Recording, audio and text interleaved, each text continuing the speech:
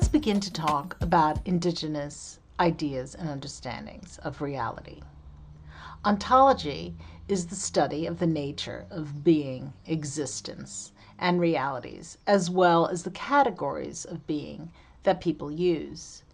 To understand indigenous ontologies, we need to start by listening to what Amazonian people themselves have to say about their own history, their own stories of origin, and what I like to refer to as creation stories or creation narratives rather than myths. Myths is a contentious term, and it carries with it a colonizing ethnocentrism that presents people's creation stories in a very non-historical and static way. So, for instance, we don't really refer to the Bible as a book of myths. So why should we refer to Amazonians' creation stories as myths? So in creation stories, all beings share humanity. It doesn't mean that all beings are human, but they share humanity. And in Amazonian terms, this translates into personhood and intentionality.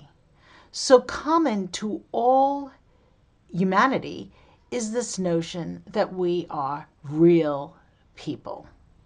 And it's no coincidence, of course, that all self-designated ethnonyms of Amazonian ethnic groups, meaning the name of the group themselves, usually translates into real people. We are the real people, or we are the real humans.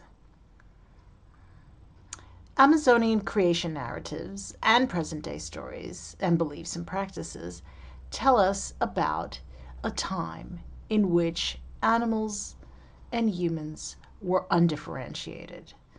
So humans, animals, and non-visible beings interacted and transformed into each other quite fluidly.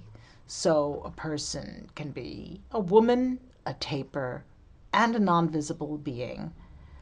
Yet all of these things were still connected to a singular humanity, meaning personhood or agency.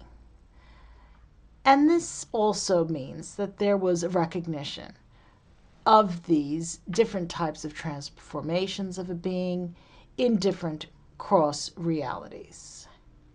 So where we are now, which is our own reality, is often referred to as the walking world. But there are other realities. And the key here is that those other realities shape the reality that we're in now. Perhaps you've heard of the referral to animism as a way of understanding Amazonian realities. Well, there's actually another term which has become a bit more popular, which is called perspectivism. Now, with animism, every being has a soul. But the difference between animism and perspectivism is that with animism, these souls orbit around a human hierarchy in terms of how we see the world. So all these beings have a soul, and they all interact with us, and we interact with them. Everyone has a soul. With perspectivism, that's the case as well. All beings have this kind of soul, personhood, intentionality, whatever you want to call it.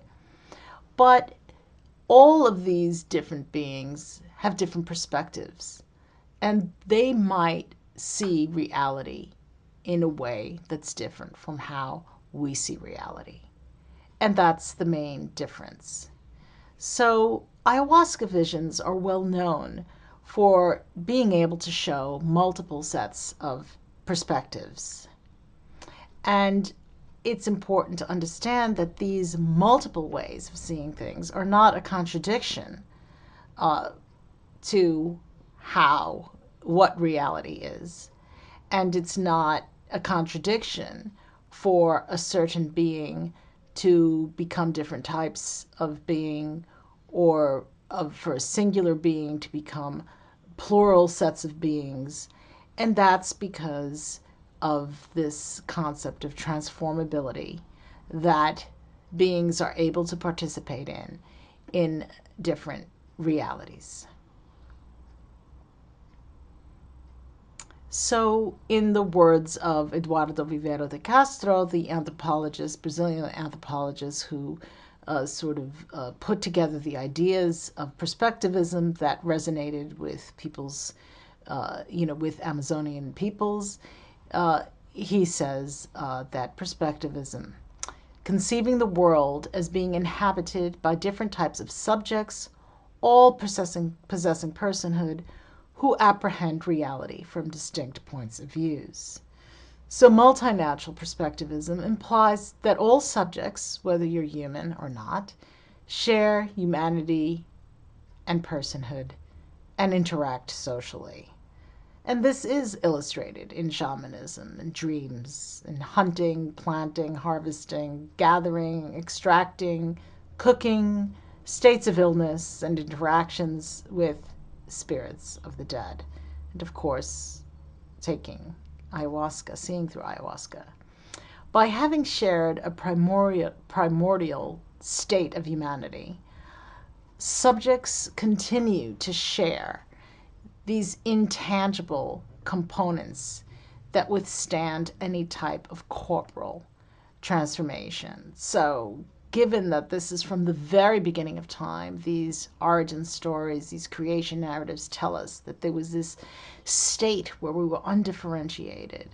That is something that there's a component of that has withstood time, even if the possibility to transform hasn't. So, just to give you a bit of a more hands-on example, among the Ashaninka, if you look from the top left of this slide, you'll see that a white-lipped peccary sees its own herd as a foraging human tribe. It sees its wallow as a human village, and the wild root it eats as cultivated manioc. On the top right, a peccary sees a human hunter as a jaguar. And on the bottom left, we see that a jaguar sees its human prey as a peccary. And on the bottom right, we see that a jaguar sees other jaguars as human. So this is the world of perspectivism. All beings are considered to participate in a triad of relationships, and these relationships can shift at any point. So the key relationships here are those of predator, prey, and ally. And this is the culture that we all share. Whether you're in a human body or a tapir's body, this is the world that you socialize in and you manage around you. So reality is about maintaining these relationships where you may easily find yourself in one position in one moment and in another position in the next moment. So one day you hunt a jaguar, the next day she hunts you. The next moment you're asking the jaguar for allegiance in a dream. So these relationships are not only not set in stone, they are made anew each and every moment, each and every day, while also building on past actions. And these dynamics occur in many different simultaneous cross realities.